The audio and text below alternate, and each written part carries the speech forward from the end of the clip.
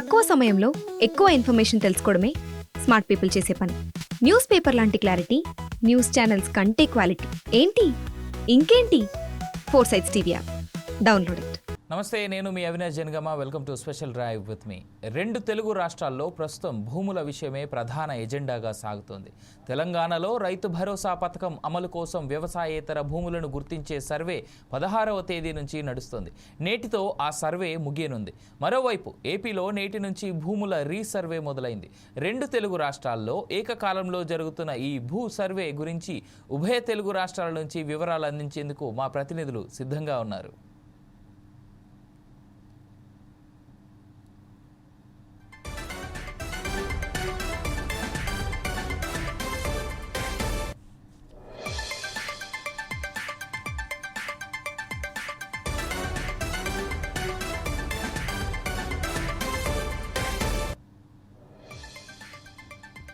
ముందుగా ఏపీ విషయానికి వస్తే, ఏపీలో నేటి నుంచి భూముల రీసర్వే కార్యక్రమం మొదలైంది. యజమానుల సమక్షంలోనే భూములను రీసర్వే చేసే విధంగా ప్రభుత్వం ఏర్పాట్లు చేసింది. యజమానులు భూమి వద్దకు వచ్చి హద్దులు చూపించేందుకు 3 సార్లు అవకాశం కల్పిస్తున్నారు. అప్పటికీ యజమానులు రాకుంటే వీడియో కాల్ ద్వారా ప్రక్రియను పూర్తి చేస్తామని రెవెన్యూ మంత్రి అనగాని సత్యప్రసాద్ ప్రకటించారు. ప్రతి మండలంలో ఎంపిక చేసిన గ్రామంలో పైలట్ ప్రాజెక్ట్ కింద ఈ రీసర్వే ప్రారంభిస్తున్నారు.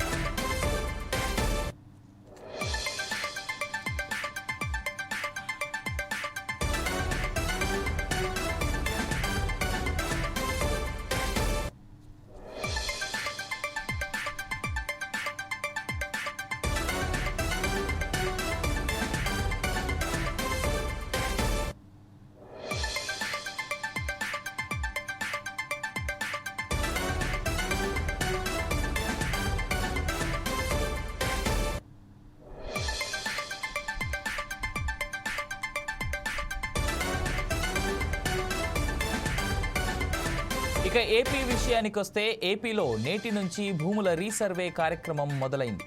యజమానుల సమక్షంలోనే భూములను రీసర్వే చేసే విధంగా ప్రభుత్వం ఏర్పాట్లు చేసింది. యజమానులు భూమి వద్దకు వచ్చి హద్దులు చూపించేందుకు 3 సార్లు అవకాశం కల్పిస్తున్నారు. అప్పటికి యజమానులు రాకుంటే వీడియో కాల్ ద్వారా ప్రక్రియను పూర్తి చేస్తామని రెవెన్యూ మంత్రి అనగాని సత్యప్రసాద్ ప్రకటించారు. ప్రతి మండలంలో ఎంపిక చేసిన గ్రామంలో పైలట్ ప్రాజెక్ట్ కింద ఈ రీసర్వే ప్రారంభిస్తున్నారు.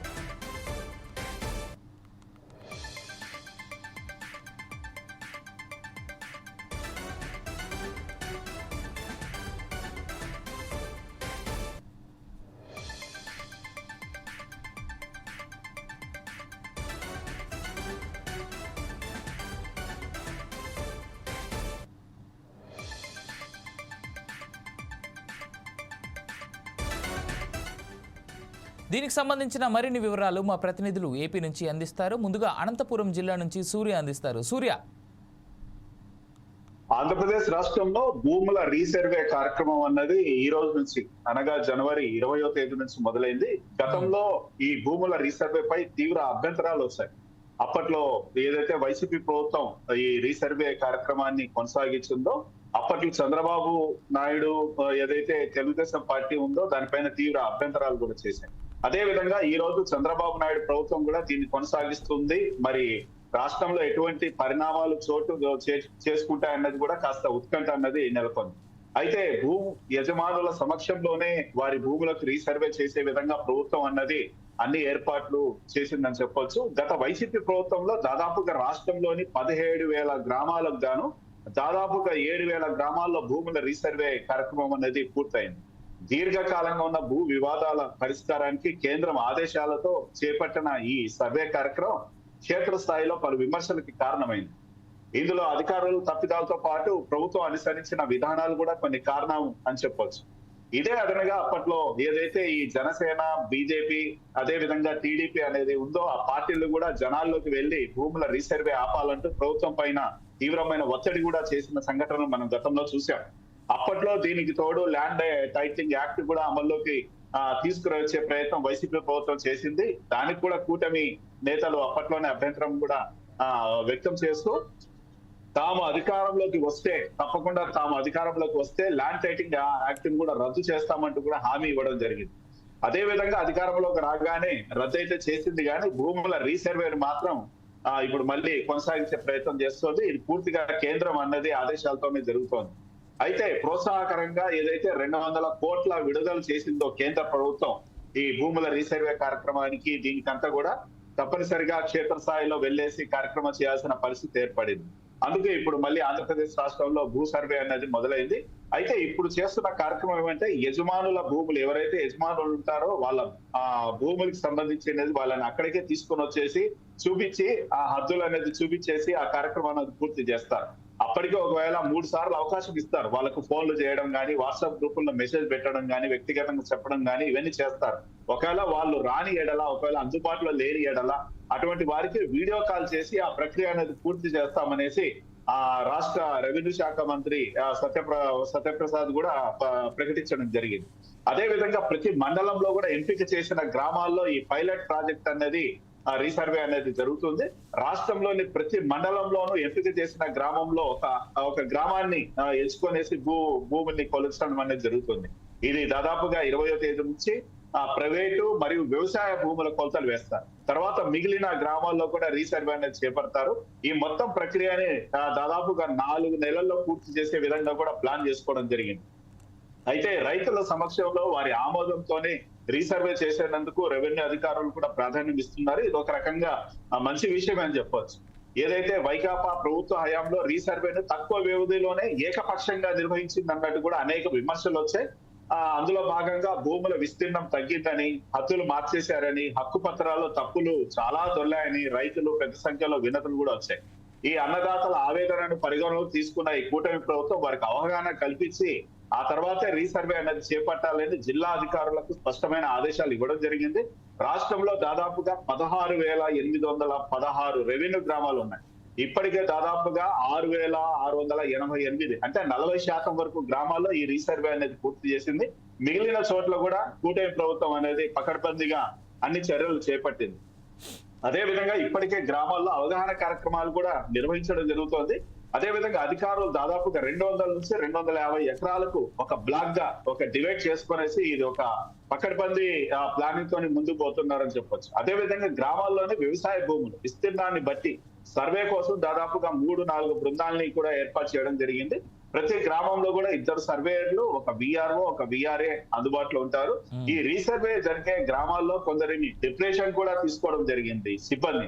అదే విధంగా వీరికి తోడుగా గ్రామ సర్వేయర్ ఉంటారు. విఆర్ఓతో కలిపి ఏర్పాటు చేసిన ఒక ద్విసభ్య బృందం కూడా పనిచేస్తుంది. సర్వే సమయంలో సంబంధిత భూ యజమానులు కూడా అక్కడికి రావడం జరుగుతుంది. వాళ్ళకి ముందస్తుగా సమాచారం ఇస్తారు. అందులో ఇంకో విషయం ఏమంటే వాళ్ళకి అనుకూలమైన తేదీలనే ఎంచుకోండి అని చెప్తున్నారు. వారు ఏదైతే తేదీలు చెప్తారో, సమయం చెప్తారో ఆ తేదీల్లోనే కొలతలు వేయడం జరుగుతుంది. ఇది ప్రతి పొలానికి కూడా సర్వే రాళ్ళు ఏదైతే ఉంటాయో అవి అవసరం ఉండదు అన్న అభిప్రాయంతో ముందుకు పోతుంది. రాళ్ళని ఏదైతే గ్రామ సరిహద్దు ప్రాంతాల్లో ఉంటుందో అక్కడి నుంచి అనేది కొలత వేయడం జరుగుతుంది. అదే విధంగా ఇంతకు ముందు రీసర్వే జరిగిన గ్రామాల్లో తీసుకున్నామంటే పలు సమస్యలు రావడం జరిగింది. దీనికి సంబంధించిన రైతుల నుంచి కూటమి ప్రభుత్వానికి దాదాపుగా రాష్ట్ర వ్యాప్తంగా 2,80,632 వినతులు, ఫిర్యాదులు కూడా అందడం జరిగింది. వీటిలో దాదాపుగా 1,80,000 వినతులు కూడా పరిష్కారం అనేది ప్రభుత్వం అనేది చేసినట్టు కూడా మనకు అధికారికంగా ప్రభుత్వం అనేది చెప్తోంది. ఏదైతే సర్వే నెంబర్ స్థానంలో LPM అంటే ల్యాండ్ పార్సల్ మ్యాప్ అంటారు దాన్ని, దాంతో భూ హక్కు పత్రాలను కూడా వైకాపా ప్రభుత్వంలో అందించారు. అయితే పక్క పక్కనే ఉన్న 4-5 రైతుల్ని కలిపి వాటిని ఒక పత్రంలో ఇచ్చారన్నట్టు ఆరోపణలు కూడా వచ్చాయి. దాంతో ఈసారి భూ హక్కు పత్రాల్లో కూడా ప్రస్తుత యజమాని పేర్లు ముద్రించి ఇవ్వడం జరుగుతుంది. గతంలో అలా జరగలేదు.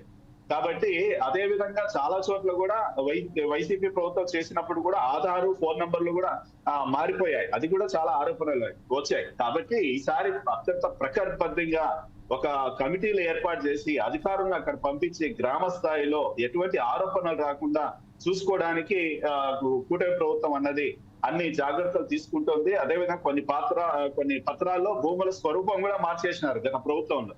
వీటిపైన అభ్యర్థనలు కూడా చాలా వచ్చాయి. ఇవన్నీ పరిగణలోకి తీసుకునేసి అత్యంత పటిష్టాకరంగా ఇది ఒక ఒక చాలా జాగ్రత్తలతో తీసుకోవడం జరుగుతుంది అన్నట్టు కూడా మనకు ఇప్పటికీ తెలుస్తోంది. Right Surya, thank you for the details. నేను మళ్ళీ మీతో మాట్లాడించేటువంటి ప్రయత్నం చేద్దాం. రైట్, ఇక ఇదే అంశానికి సంబంధించి మనం చూసుకుంటే మాతో పాటు సుధాకర్ కూడా జాయిన్ అవుతా ఉన్నారు తెలంగాణకు సంబంధించి. సుధాకర్తో మాట్లాడించే కంటే ముందు ఒక డీటెయిల్ చెప్పాల్సినటువంటి అవసరం అయితే ఒకటి ఉంది. ఎందుకంటే తెలంగాణ విషయానికి వస్తే తెలంగాణలో బీఆర్ఎస్ ప్రభుత్వ హయాంలో రైతులకు ఆర్థిక సాయం చేసేందుకు రైతు బంధు పథకం అమలయ్యేది. పట్టాదారు పాస్ పుస్తకాల ఆధారంగా ఆ పథకాన్ని అమలు చేశారు. అయితే ప్రస్తుతం కాంగ్రెస్ ప్రభుత్వం ఆ పథకంలో కొన్ని మార్పులు చేసింది. వ్యవసాయేతర భూములకు ఈ పథకాన్ని మినహాయించింది. ఆ వ్యవసాయేతర భూములను గుర్తించేందుకు ఈ నెల 16 నుంచి అధికారులు సర్వే చేస్తున్నారు. ఆ వివరాలు తెలంగాణ జిల్లాల నుంచి అందించేందుకు మా ప్రతినిధి సుధాకర్ లైన్లో ఉన్నారు. కాబట్టి సుధాకర్, ఇప్పుడు భూభారతి పేరు మీద రైతు బంధుని తీసేసి భూభారతి పేరు మీద చేస్తున్నటువంటి ఇదంతా ఏ విధంగా చూడొచ్చు? ఒకటే చూసుకోవచ్చు, తెలంగాణ రాష్ట్రంలో బీఆర్ఎస్ ప్రభుత్వం అధికారంలో ఉన్నప్పుడు వచ్చేసి ప్రతి ఒక్క రైతుకు అంటే ప్రతి ఒక్క రైతుకు వచ్చేసి పంట వరకు ఒక సంవత్సరానికి వచ్చి 2 దఫాలుగా ఇవ్వాలనే ఉద్దేశంతో గత మొదటగా 4,000 రూపాయలు ఇవ్వడం జరిగింది. దాని 4 నుంచి 8,000 రూపాయలు ఒక సంవత్సరానికి ఇవ్వడం జరిగింది రైతు బంధు పేరు మీద. అయితే ఇది సజావు కొనసాగడంలో ఖచ్చితంగా రైతుకు మళ్ళీ 1,000 రూపాయలు కల్పించాలనే ఉద్దేశంతో 2వ దఫాగా 5,000 నుంచి ఒక దఫాగా మరో 5,000 అట్లా 2 సార్లు సంవత్సరం 10,000 ఇవ్వడం జరిగింది. అయితే కాంగ్రెస్ ప్రభుత్వం అధికారంలో వచ్చే ముందు ఎన్నికల ప్రచారంలో కాంగ్రెస్ చెప్పారంటే బీఆర్ఎస్ ప్రభుత్వం సంవత్సరానికి రైతు బంధు వచ్చి 10,000 రూపాయలు ఇచ్చింది కాబట్టి మేము ఖచ్చితంగా 14,000 రూపాయలు ఇస్తాము అని ఎన్నికల ప్రచారంలో చెప్తూ రేవంత్ రెడ్డి ఆయా గ్రామాల్లో ప్రచారం చేయడం జరిగింది. దీనిలో భాగంగానే గత ఎన్నికల ప్రచారంలో ఏ విధంగా వీళ్ళు చెప్పడం జరిగిందో దాన్ని అదుగా తీసుకున్న ప్రతి ఒక్క రైతులు మాత్రం ఈసారి కాంగ్రెస్ ప్రభుత్వం వస్తే మాకు ఎంతో కొంత లాభం జరుగుతున్న ఉద్దేశంతో కాంగ్రెస్ ప్రభుత్వంగా ఓటేసి గెలిపించడం జరిగింది. అయితే కాంగ్రెస్ ప్రభుత్వం అధికారంలో వచ్చేసి ఇప్పటికీ సంవత్సరం కాలం దాటింది, కానీ ఇప్పటి వరకు ఒక్క రైతు కూడా రైతు బంధు పడలేదు. అంటే 2 కాలాలు అవుతాయి. ఒక కాలానికి వచ్చి 6 నెలల చొప్పున చూసుకుంటే సంవత్సర కాలంలో ఒక రైతు 2 సార్లు పండించిన పంటకు సంబంధించిన రైతు బంధు ఇప్పటికే పడలేదు. అయితే కాంగ్రెస్ ప్రభుత్వం ఏం చేస్తుంటే బీఆర్ఎస్ ప్రభుత్వ హయాంలో రోడ్లకు, గుట్టలకు, పుట్టలకు అంటే కాస్తులో లేని భూములు కూడా రైతు బంధు ఇవ్వడం జరిగింది. కాబట్టి ఖచ్చితంగా భూ సర్వే చేద్దాము, ఈ భూ సర్వేలో కాస్తులో ఉన్న రైతులకు మాత్రమే రైతు బంధు ఇద్దామనే ఉద్దేశంతో ఈ రైతు బంధు పేరు తెలిసి వేరే కొత్త పేరుతోటి ముందుకు రావడం జరిగింది. సో అది కూడా భూభారతి పేరుతోటి. అయితే ఈ భూభారతి పేరుతోటి సర్వే చేస్తూనే ఉంది, బాగానే ఉంది. కానీ ఇప్పుడు జనాలు ఏమంటారంటే కేసీఆర్ ఉన్నప్పుడు ఆ 10 సంవత్సరాల కాల వ్యవధిలో రైతు బంధు అనేది ప్రతి నెల అంటే ప్రతి సంవత్సరానికి 2 సార్లు మాకు రైతు బంధు పడింది. కానీ కాంగ్రెస్ ప్రభుత్వం వచ్చే ముందు మాకు ఇస్తామని చెప్పి సంవత్సరం అవుతున్నా ఇప్పటి వరకు మాత్రం ఏ ఒక్క రూపాయి మాకు ఇవ్వలేదు. అంటే కాంగ్రెస్ ప్రభుత్వం మాటలు గారెంటీ చేస్తుంటే మాత్రం ప్రతి ఒక్క రైతులకు మాట చెప్పిన నేపథ్యం కనబడుతూ ఉంది. అయితే అధికారులు ఏం చేస్తుంటే ఈ నెల 16 నుంచే ఈ భూ సర్వే చేయడం జరిగింది. రాష్ట్ర వ్యాప్తంగా భూ సర్వే చేయాలంటే మినిమం ఒక 4-5 నెలల సమయం పడుతుంది. కానీ ఈ భూభారతి పేరు మీద చేసే సర్వే వచ్చేసి 16 తారీఖు ప్రారంభించి 20 తారీఖు ఈ 5 రోజుల కాల వ్యవధిలో భూ సర్వే ఎలా పూర్తవుతుంది? ఇది పూర్తి కాలేదు. కొన్ని గ్రామాల్లో అసలు అధికారులు ఆ గ్రామాలకు వెళ్ళి ఆ భూముల సర్వే చేసిన దాఖలు కూడా లేవు. కొంతమంది రైతులు అయితే ఆవేశంగా మాట్లాడుతున్నారు, ఏంటి అసలు ఏం జరుగుతుంది, ఈ భూ సర్వే ఏంటి, ఈ సర్వే చేయడం వల్ల లాభం ఏంటి? గత ప్రభుత్వ హయాంలో అదే బీఆర్ఎస్ ప్రభుత్వ హయాంలో ఒకేసారి సర్వే చేయడం జరిగింది. మరి అంతేకాకుండా కాంగ్రెస్ ప్రభుత్వం వచ్చిన తర్వాత కూడా సర్వే చేయడం జరిగింది. మరి ఆ సర్వేలో ప్రతి ఇంటికి ప్రతి రైతుకు ఎంత భూమి ఉందో వారు రాష్ట్రం పోయారు కదా, దాన్ని బట్టి అయినా మాకు రైతు బంధు ఇవ్వచ్చు కదా అనే విదేశంగా మాత్రం ప్రతి ఒక్క రైతులు ఆవేశంగా మాట్లాడుతున్నారు ఇప్పుడు చూసుకునే పరిస్థితి. Right Sudhakar, thank you for the details. Right, ఇక ఇదే అంశానికి సంబంధించి మరింత సమాచారం మా ప్రతినిధి నిజామాబాద్ నుంచి శ్రీనివాస్ అందిస్తారు. శ్రీనివాస్.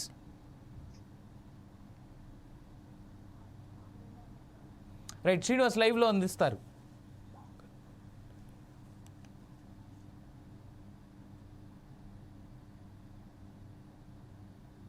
తెలంగాణ రాష్ట్ర ప్రభుత్వం రైతు భరోసా కింద అయితే ఎకరానికి 12,000 చొప్పున ఇస్తామని గత కొన్ని రోజులుగా ప్రకటించిన నేపథ్యంలో ఫీల్డ్కు సంబంధించిన ఆఫీసర్లు అయితే సర్వే మొదలు పెట్టారు. గ్రామాన ఉన్నటువంటి పొలాల్లోకి వెళ్ళి కూడా మొత్తం వ్యవసాయేతర భూములు ఎన్ని ఉన్నాయి దానికి సంబంధించినటువంటి సర్వే అయితే చేపెడుతున్నటువంటి పరిస్థితి ఉంది. నిజామాబాద్ జిల్లా వ్యాప్తంగా, ఉమ్మడి నిజామాబాద్ జిల్లా వ్యాప్తంగా దాదాపుగా 4 రోజుల సర్వేలో దాదాపుగా కూడా 15,000 ఎకరాలు కూడా వ్యవసాయేతర భూమి ఉన్నట్టుగా కూడా చెప్తున్నటువంటి పరిస్థితి ఉంది. అయితే ఈరోజు సాయంత్రం వరకు కూడా పూర్తి డీటెయిల్స్ తీసుకున్న తర్వాత కూడా గత 5 రోజులు కంప్లీట్ అవుతుంది. ఈ నేపథ్యంలో కూడా గ్రామ సభలు ఎల్లుండి నుంచి కూడా గ్రామ సభలు రేపటి నుంచి గ్రామ సభలు నిర్వహించేటువంటి పరిస్థితి ఉంటుంది. ఈ గ్రామ సభల్లో కూడా ఏదైతే సేకరించినటువంటి డాటా ఏదైతే ఉందో ఒక పట్టిక రూపంలో కూడా ప్రతి గ్రామంలో గ్రామ పంచాయతీ ఆవరణలో అయితే పట్టిక రూపంలో పొందుపరుస్తారు. ఈ నేపథ్యంలో కూడా ఎక్కడైనా వ్యవసాయేతర భూములకు కూడా ఏదైతే రైతు భరోసా ఇవ్వమని చెప్పి క్లియర్గా చెప్పిన నేపథ్యంలో కూడా అక్కడ ఏదైనా రైతులకు అలాంటి ఏదైనా సందేహాలు ఉంటే కూడా అక్కడ నివృత్తి చేసుకోవాల్సినటువంటి అవసరం ఉంటుంది. అయితే జనవరి 26వ తారీఖున రైతు భరోసాతో పాటు కొన్ని పలు రకాల పథకాలను కూడా కేంద్ర ఏదైతే తెలంగాణ రాష్ట్ర ప్రభుత్వం చెప్పినటువంటి నేపథ్యంలో కూడా ఈ ఏదైతే గ్రామ సభలు కీలకంగా మారినటువంటి పరిస్థితి ఉంది. అయితే ఖచ్చితంగా కూడా అర్హులైనటువంటి ఏదైతే వ్యవసాయేతర భూములకైతే ఇవ్వము, వ్యవసాయానికి అనుకూలంగా ఉన్నటువంటి ప్రతి ఎకరానికి కూడా 12,000 చొప్పున ఇస్తామని కూడా ఇప్పటికే చెప్పినటువంటి పరిస్థితి ఉంది. దీంతో పాటు కూడా వ్యవసాయ ఏదైతే భూమి లేని వారికి ఏదైతే కౌలు రైతులకు సైతం కూడా ఆత్మీయ భరోసా పేరుతో కూడా 12,000 ఇస్తామని కూడా ఇప్పటికే చెప్పినటువంటి ప్రభుత్వం ఇప్పటికే దానిపైన కూడా కసరత్తు మొదలుపెట్టింది. స్పీడ్గా కూడా ఏదైతే దీనికి సంబంధించినటువంటి అధికారులు కూడా గ్రామ స్థాయిలో వెళ్ళేటువంటి పరిస్థితి ఉంటుంది. అయితే ఈ గ్రామ స్థాయిలో వెళ్ళినటువంటి ఏదైతే అధికారులు ఉంటారో వీళ్ళందరూ కూడా వివిధ డిపార్ట్మెంట్లకు సంబంధించిన వాళ్ళు ఉంటారు. ఒకవైపు రెవెన్యూ అధికారులు కావచ్చు, దీంతో పాటు వ్యవసాయ అధికారులు, పంచాయతీరాజ్ అధికారులు సంబంధించినటువంటి అధికారులందరూ కూడా గ్రామ స్థాయిలోకి వెళ్ళేసి అక్కడ ఫీల్డ్ పైన ఒక ట్యాబ్ తీసుకొని కూడా దానికి సంబంధించి GPS ట్రాక్ అనుసంధానం ఉంటుంది. దీనికి సంబంధించినటువంటి వివరాలను తీసుకొని మొత్తం కూడా ఇవన్నీ సేకరించిన తర్వాత గ్రామ సభలో పెడుతున్నటువంటి సిచ్యువేషన్ అయితే రేపటి నుంచి ఉంటుంది. అయితే ఈ నేపథ్యంలో కూడా ఏదైతే తెలంగాణ ఏర్పడినటువంటి అనంతరం కూడా బీఆర్ఎస్ అధికారంలో ఉంది.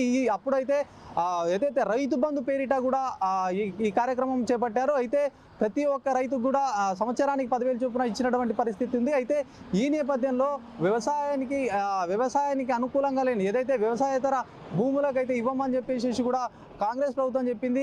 ఈ నేపథ్యంలో కసరత్తు మొదలుపెట్టారు. ఆ డాటా ఏదైతే రైతు బంధుకు సంబంధించినటువంటి డాటా తీసుకొని డెస్క్ వర్క్ చేశారు.